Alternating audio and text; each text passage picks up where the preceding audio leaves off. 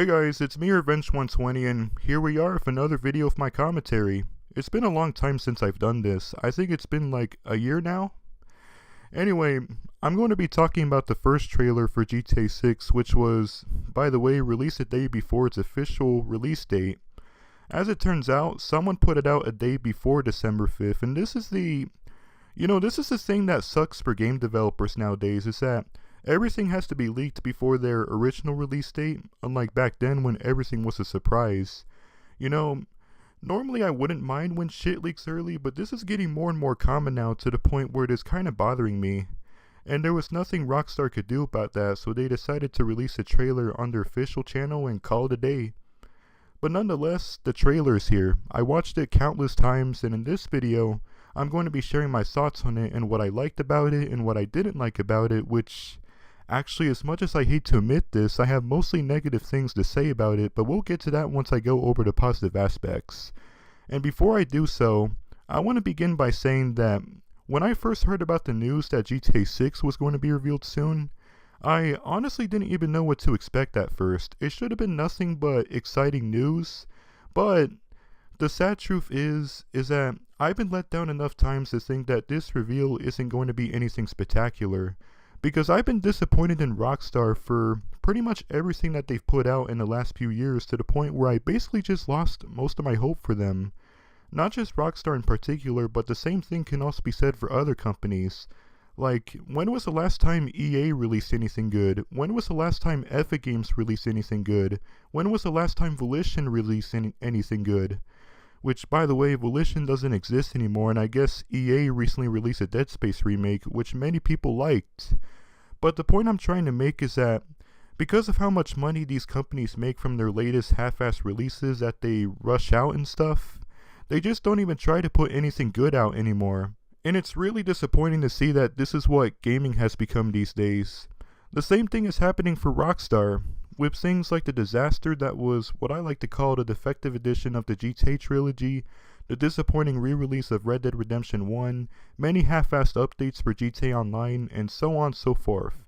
Except, in the case of Rockstar Games, as far as their mainline games go, the last game they put out was Red Dead Redemption 2, and while not as good as its predecessor, it was a success, selling over 57 million copies. But then they decided to go back and prioritize GTA Online because Rockstar tends to prioritize money and popularity, and GTA Online has a far bigger player base compared to Red Dead Online, and they also make way more money from that. Think about this. They re-released GTA 5 for PS4 and Xbox One, and for PS5 and Xbox Series X/S. Meanwhile, Red Dead Redemption 2 was never re-released, and that goes to show that they don't care about it as much as GTA, because GTA is where they get all the money, all the players, and attention and everything. To further support my claim, the view count of the first trailer for RDR2 is sitting in the 23 million mark, whereas as of the time of making this video, the first trailer of GTA 6 surpassed it by nearly 80 million views. Whoa, that is simply ridiculously insane. So insane that even YouTube struggled to list the video as their second most popular video on Rockstar's channel for a while. It can't be overstated how well known the GTA series really is. This is what Rockstar is known for, the GTA series. Like, let's be honest here. What's the first thing that comes to your mind when you think about Rockstar? GTA, right? So, of course, many people are familiar with it, and many people were interested in watching the reveal of the upcoming game in the long-running GTA series. It's undoubtedly the most anticipated game, and it's coming out in 2025, so not far from now actually. I mean, we're already 2 years past 2021, and for me it feels like last year, so we'll be able to experience it not long from now. But then again, it's possible that 2025 might not actually be the year that the game will be released, and the reason why I say this is because Rockstar has actually pushed back the original release dates of a few of their games before. For example, did you know that GTA 4 was originally scheduled to be released in October of 2007, but then they delayed it until April of 2008? They did this because apparently they needed more time to optimize the PS3 version, because the PS3 had an interesting architecture that was very difficult to program for. This was mostly a problem during the early days of the PS3. It wasn't much of a problem later in the console's life when most developers got the hang of the hardware at that point. But it was a bigger problem when the system was released because development tools were much harder to understand because of how the architecture was designed and things like that.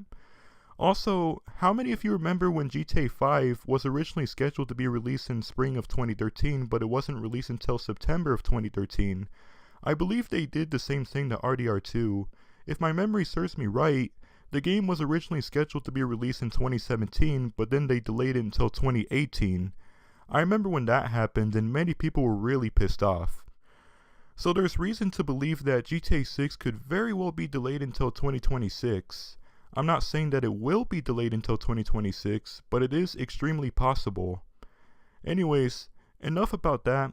Let's go over the positive aspects of this trailer. First off, the graphics in this game look pretty good, even though, honestly speaking, it doesn't look much different from GTA 5, but it is definitely an improvement nonetheless. Now, I'm not saying that the graphics are unimpressive by any means. In fact, I think the graphics in this game look amazing. The reason why I say this is because the improvements aren't that big of a jump since GTA 5 already looked really good, and this is the thing about graphics these days. They look so good to the point where games are getting closer to looking like live action films, and because of that, it's become increasingly more challenging to make the graphics look even better than they currently are with the technology we have now.